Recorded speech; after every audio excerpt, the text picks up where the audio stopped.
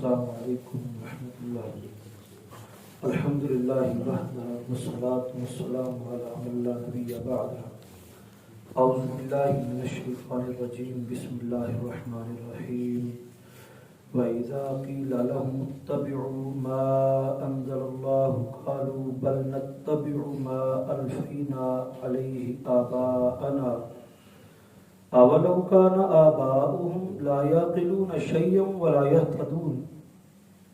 یہ آیت مبارکہ سورہ بقرہ آیت نمبر 170 ہے، اور یہ جو پیچھے اس سے موضوع چل رہا تھا وہ بے حیائی کے متعلقہ تھا کہ شیطان ان کو بے حیائی اور فحاشی کا حکم دیتا ہے۔ اس کے بعد آیت ہے اور جب بھی وَإِذَا اور جب بھی قیلا کہا جاتا ہے ان سے لہم اتبعوا کہ تم پیروی کرو، اتباع کرو ما انزل اللہ جو اللہ نے نازل کیا ہے، تم اس چیز کی پیروی کرو جو اللہ نے نازل کیا ہے۔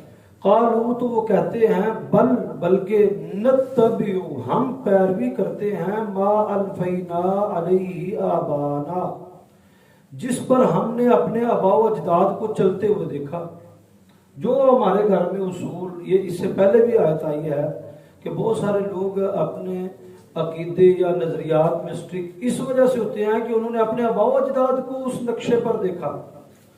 اللہ رب العالمین نے اتباع اور پیروی کے لیے اپنی ذات اور محمد رسول صلی اللہ علیہ وسلم کی ذات رکھی ہے۔ اس کے علاوہ ہر ایک کی پیروی یا کسی بھی کی پیروی ان کو چھوڑ کر بندے کی طرف سے بندے کو گمراہی کی طرف لے جا سکتی ہے۔ ہاں رسول کے بعد ان کے ساتھیوں کی بات بھی رسول کے متبع ہو، رسول کے پیروی کے ساتھ ہو تو پھر بہت اچھی بات ہے۔ تو اصل میں اتباع اور پیروی اور بات ماننا، حکم اطاعت اللہ اور اس کے رسول کی، انہی کے نقشے پر کسی اور کی، ان کے علاوہ کسی اور کی نہیں۔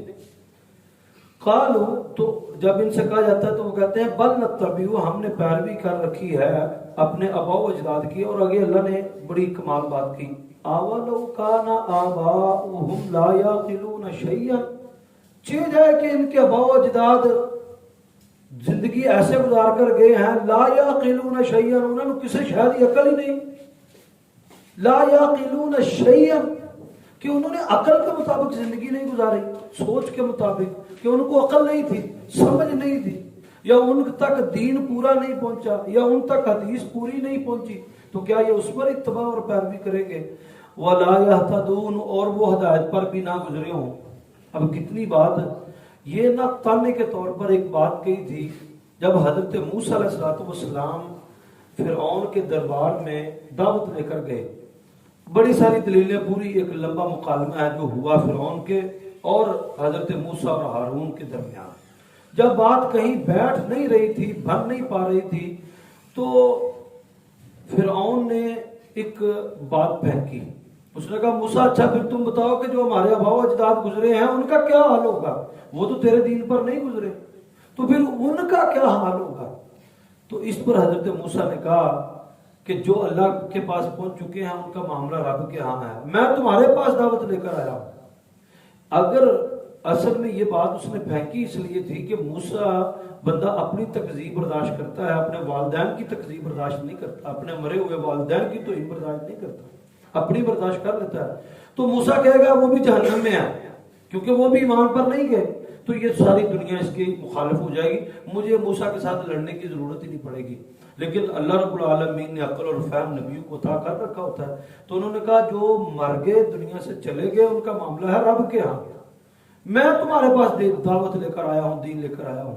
لیکن یہاں پر اللہ رب العالمین نے خود اپنی بات بیان کی ہے، کسی کی بات کی نقل بیان نہیں کی، اپنی بات اللہ نے یہاں پر بیان کی ہے کہ اولو کان آباؤہم لا یعقلون شیئا، چہ جائے کہ ان کے والدین ایک ایسی بات کی پیروی کرتے رہے ہیں کہ ان پر ان کو عقل نہیں تھی، ولا یہتدون اور نہ وہ سیدھی راہ پر تھے۔ وَمَثَلُ الَّذِينَ اور مثال ان لوگوں کی کفروا جنہوں نے کفر کیا، کَمَثَلِ الَّذِينَ ان لوگوں جیسی ہے، يَنْعِقُ مَا لَا يَسْمَعُ إِلَّا دُعَاءً وَنِدَاءً، یہاں سے مراد کفر سے مراد شرک ہے۔ یعنی مثال ان لوگوں کی، ان کافروں کی اس جیسی ہے. تو یہاں کافر سے مراد مشرک، کہ وہ پکارتے ہیں وہ پکارتے ہیں مالا یسمع الا دعاء و ندا، جو نہیں سن سکتا مگر چیخ و پکار. کہ وہ ایک ایسے جانور کی طرح ہے، جانور کی ایک جانور کی مانند ہے کہ آپ کسی جانور کو بلائیں تو وہ اس کو نہیں پتا کہ میرا مالک مجھے کیوں بلا رہا ہے، اور وہ اپنی چیخ پکار کے علاوہ اس کو کچھ نہیں سنتا. تو اللہ رب العالمین نے یہاں پر معبودان باطلہ کی بات یوں بیان کی ہے کہ یہ ایک ایسی چیز کو پکار رہے ہیں کہ جو اس کے پکار کے جواب میں کچھ نہیں کر سکتے ماں سوائے اپنی چیخ پکار کے.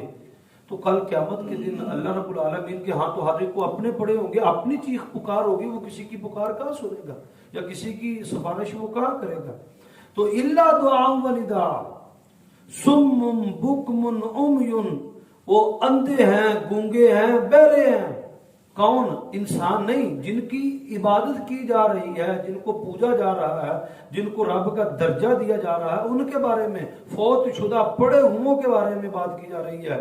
سم بکم عمی، اندھے گونگے بہرے، فہم لا یعقلون، وہ عقل نہیں رکھتے. ان کو تو اتنا نہیں پتا کہ ہمیں وہ آوازیں کون دے رہا ہے، پکار کون رہا ہے. یا ایھا الذین آمنوا، اے وہ لوگ جو ایمان لائے ہو، کلو کھاؤ من طیبات، پاکیزہ میں سے، ما رزقناکم، جو ہم نے تمہیں رزق دے دیا ہے، جو بھی دنیا میں ہم نے تمہیں رزق دے دیا ہے ان میں سے جو طیب ہے، پاک ہے، وہ کھاؤ. واشکروا للہ، اور اللہ کا شکر ادا کرو. ان کنتم ایاہ تعبدون، اگر تم ہو اسی کی عبادت کرنے والے، اگر تم واقعتاً اللہ ہی کی عبادت کرنے والے ہو تو اللہ کا پہلا حکم حلال کھانا، دوسرا حکم اللہ رب العالمین کا شکر ادا کرنا، اگر ہو تم اسی کی عبادت کرنے والے. انما حرم علیکم، اب یہ ڈیٹیل ہے پوری 173 نمبر آیت مبارکہ. انما حرم، بے شک اللہ نے حرام کر دیا ہے، علیکم تمہارے اوپر، میتۃ، مردار. مردار حرام ہے، دو مردار حلال ہے. ایک فش، مچھلی، وہ ذبح تو نہیں کی جاتی لیکن وہ حلال ہے، جیسی باہر نکالنے وہ تڑپ کر مر جاتی ہے، وہ حلال ہے. دوسرا، اگر کسی نے ایک بکری ذبح کی ہے، اس کو نہیں پتا چلا کہ یہ بکری حاملہ تھی، بچہ دینے والی تھی، لیکن بکری ذبح کرنے کے فوراً بعد ہی بچہ بھی مر جاتا ہے، تو ماں کے پیٹ سے جو بچہ نکلے، چاہے تو اس کو پھینک دے، چاہے تو اس کو کھا لے، اس کو الگ سے ذبح کرنے کی ضرورت نہیں ہے. ماں کا ذبیحہ ہی بچے کا ذبیحہ ہے، گویا کہ بچہ بھی ساتھ ہی ذبح ہو گیا. تو کھانا چاہے تو کھا لے، نہ کھانا چاہے تو پھینک دے، دفنا دے، کوئی حرج نہیں اس کے اندر. انما حرم، بے شک اللہ نے حرام کر دیا ہے، علیکم تمہارے اوپر، مردار، ہر طرح کا مردار تمہارے اوپر حرام ہے. والدم، خون، خون حرام ہے. ولحم الخنزیر، اور خنزیر کا گوشت. وما اہل لغیر اللہ، اور اللہ کے علاوہ غیر کے نام پر بانٹی جانے والی چیز حرام ہے.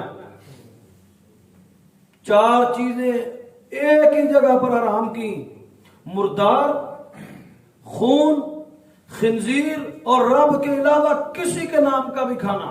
اللہ اللہ ہے، اس کے علاوہ ہر چیز اللہ کی غیر ہے. ہر ایک مخلوق، ہر چیز اللہ کی غیر ہے. ہاں، یہ قرآن اللہ کی کلام ہے، یہ اللہ کی غیر نہیں ہے، یہ کلام اللہ کی کلام ہے. اس کے اوپر تو حضرت امام احمد بن حنبل نے کوڑے کھائے کہ یہ اللہ کا کلام ہے، یہ مخلوق نہیں ہے. باقی ہر چیز اللہ کی مخلوق ہے، لہذا وہ اللہ کا غیر ہے. تو لغیر اللہ، اس کے علاوہ کوئی چیز بھی تمہارے لیے کھانا بالکل قطعاً طور پر جائز نہیں ہے. لغیر اللہ.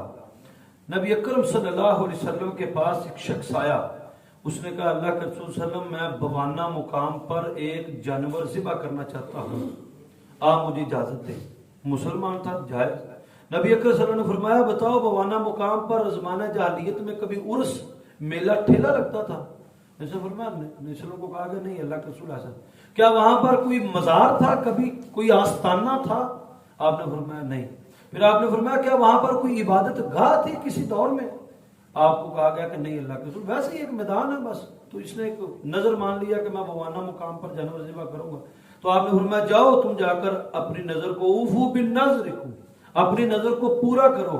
اگر ان تینوں میں سے ایک چیز بھی وہاں ہوتی تو میں تمہیں اجازت نہ دیتا کہ تم وہاں جا کر جانور کو ذبح کرو. اب دیکھیں حلال جانور ذبح کرنا ہے لیکن جگہ شرک والی ہے تو جائز نہیں ہے. تو کہاں جانور اٹھا کے پھرتے ہیں, کہاں درباروں پر آ کر ذبح کرتے ہیں.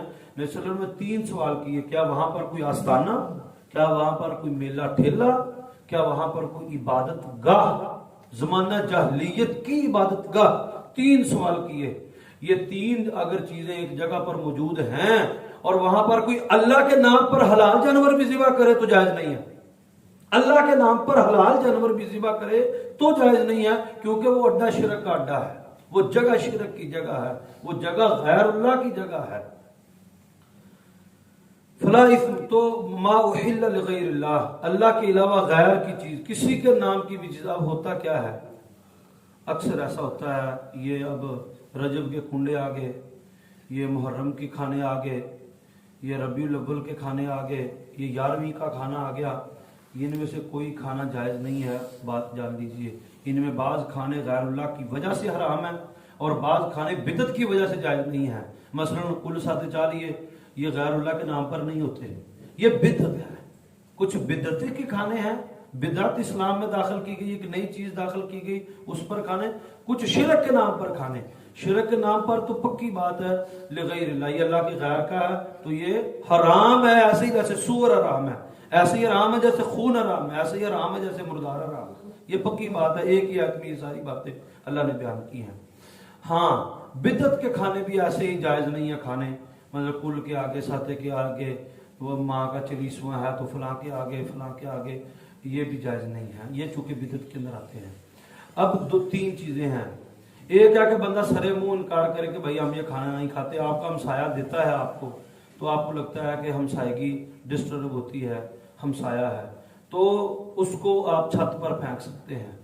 پہلی بات ہے کہ اس کو تبلیغ کریں, آہستہ آہستہ منع کریں, روکیں.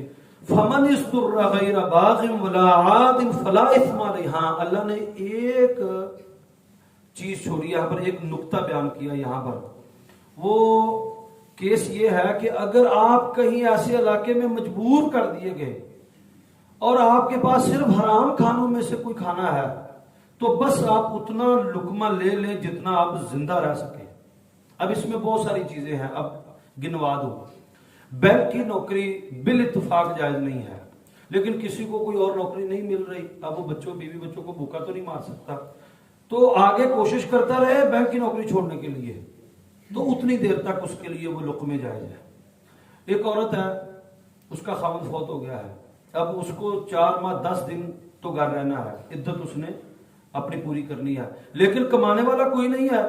یہ خود جاب کرتی تھی, اب یہ بھی جاب نہ کرے, خاوند فوت ہو گیا تو بیوی بچے بھوکے مرتے ہیں, تو اب وہ باپردہ طور پر عدت کے اندر بھی جاب پر جا سکتی ہے اتنی دیر, اتنے, اور وہاں پر بھی جاب پر بھی وہ بہت زیادہ گفتگو نہ کرے اپنے کولیگز کے ساتھ, اور بڑا جو ہے وہ لمٹڈ رہ کر بات کرے, اپنے کام کے ساتھ کام رکھے, اپنا معاملے کو بہتر رکھے, گفتگو لمبی چوڑی نہیں, ہانسا مذاق نہیں, کیونکہ وہ ایک عدت کے اندر زندگی گزار رہی ہے اور اسلام اس کو ریلیکسیشن صرف اس لیے دے رہا ہے کہ اس کے بچے بھوکے نہ مرے. ہاں اگر کوئی اس کی مدد کرنا چاہے کہ تو اپنی عدت پوری کر لے اور تنخواہ تجھے دیتے رہیں گے, یہی کا اللہ کی بات ہے, پھر اس کے لیے جائز نہیں ہے کہ وہ اپنے گھر سے بھی نکل آئے. تو ایسے کوئی کیس ہو تو پھر اس کے لیے کوئی حرج نہیں ہے. یہ اسی چیز کے اندر ساری آتی ہیں کہ مجبور کر دیا گیا کوئی, تو پھر اس کے لیے اتنا, جب پھر وہ باغی ہو کر دلیر ہو کر نہ کہے ولا باغ ولا عاد, پھر وہ لاہا نہ کٹے, بس اتنا ہی لے کہ وہ زندہ رہ سکے, اپنا گزارا کر سکے, بس اس سے زیادہ نہیں. فلا اسم علیہ, پھر اس کے اوپر ایسے مجبور کر دیے جانے کے اوپر کوئی گناہ نہیں ہے. ان اللہ غفور الرحیم, بے شک اللہ بڑا ہی بخشنے والا ہے, بڑا ہی رحم کرنے والا ہے. 173 نمبر آیات ہو گئی ہے, اس سے آگے انشاءاللہ.